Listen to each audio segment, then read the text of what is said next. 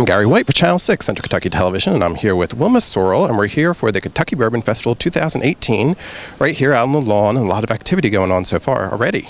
I know, for an early day. We're not even past 1 o'clock yet, and it's happening. That's right. Kicked off at noon on Friday, and it's 1 o'clock now that we're standing here. We have people circling around. We're here with all the distilleries around us. But Wilma, I want you to tell us a little bit about all the activities that you've had so far this week, because you've been pretty busy. Oh gosh, Gary.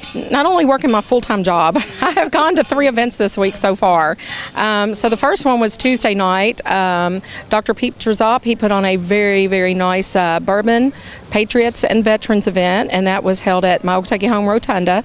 So we went there and celebrated some good things that were going on in the community with our veterans group, and the post, I think it's 42. But yeah, that was a great event. Some great speakers. I got to speak with Allison Lundergan Grimes, and got to meet I don't want to say his name. He was an ex-NBA player for the New York Knicks, who happened to be in New York during 9/11, and he spoke on that. So actually that event took place on 9/11 on Tuesday. So it was nice having him there, and you know, with him being in New York playing for the Knicks at that time, that point of time in our history. Right. That was very eye-opening to hear him speak on that. Absolutely, I bet. So that kicked off your week of festivities, right? Yeah, that kicked off my week, and so then Wednesday night, I gotta think, Wednesday night I went to the All-Star Bourbon Sampler.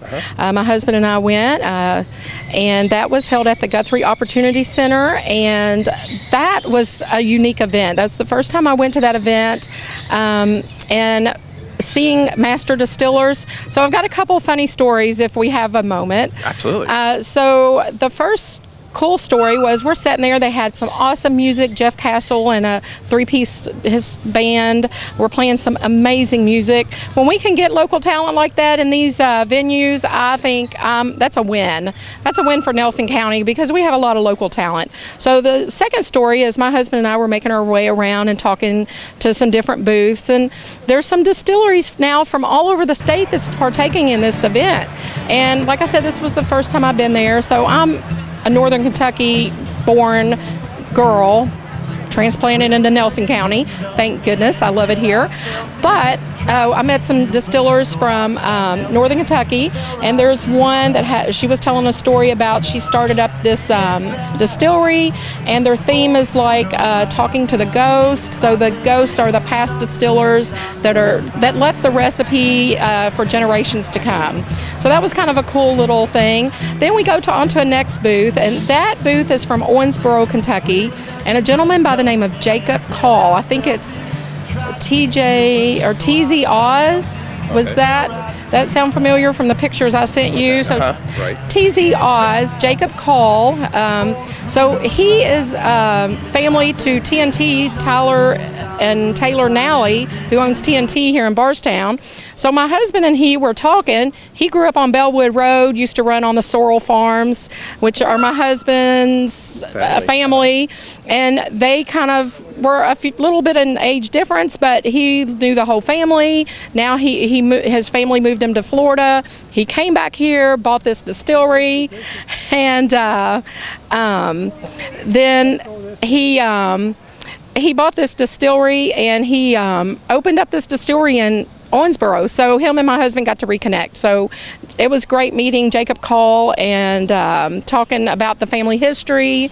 I know my husband really enjoyed that part. Absolutely, that's cool, because bourbon is a family business for a lot of people. Well, and then you find out you have all these connections from all around the state, which is very cool, and they all connect right back here in Bardstown. Absolutely. My last story is, got up to the Jim Beam booth, and there's Freddie Noe and his wife sitting there, and I went up to Freddie and I said, "Do you remember me?" He's like, "Yeah, but tell me again," you know, because we're both getting old. And I said, "You remember when you and I went to, we both went with different groups of people to a John Michael Montgomery concert?" And he goes, "Oh, that's been many years ago." And I said, "Yeah, and you had 2 seats. We came down there and sat and kind of partied with you all night."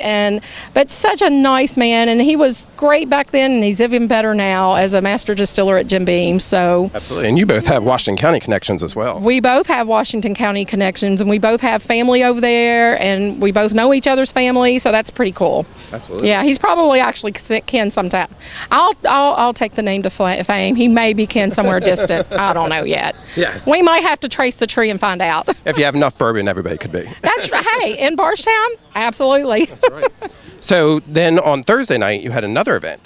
Last night, JT Webb put on an amazing event. This was the first year, and it was called Strained.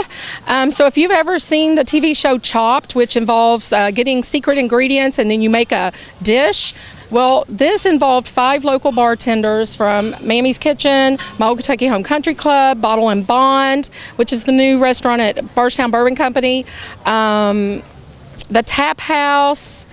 Oh, I knew I was going to forget one, Gary. So anyway, 5 different bartenders that are local, and they had a secret ingredient, 3 rounds, where the first round they chopped 2 people, the second round they chopped 1 person, and then the third round was the winner was determined. So the winner was the young lady from my Old Kentucky Home Country Club.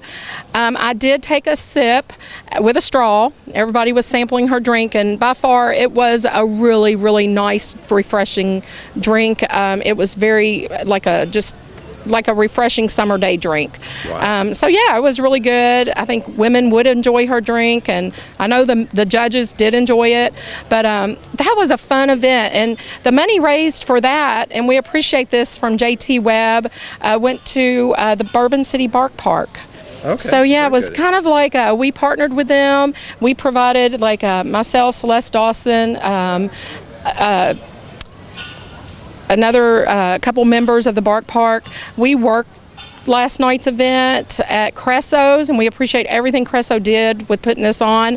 If you've never been there, they have a beautiful restaurant inside. And I was talking to David last night, and he said, did you know, like 3 times a month people come up here and bring movies, and they show movies back in the theater. So they have a theater, and you can order dinner and sit there and watch your own movies. Bring your own DVDs, set it up with him, and he'll play them for you. Oh, great. It's kind of a cool little Nelson County kind of hidden gem. Absolutely, absolutely. So you've had a full week of festivities already. Already. Tonight going to the Bourbon, Independent Staves Bourbon concert. I think that is Dustin Lynch, and I know it's going to be crowded. But that's like a biannual, every other year event. And I don't think I've missed one yet.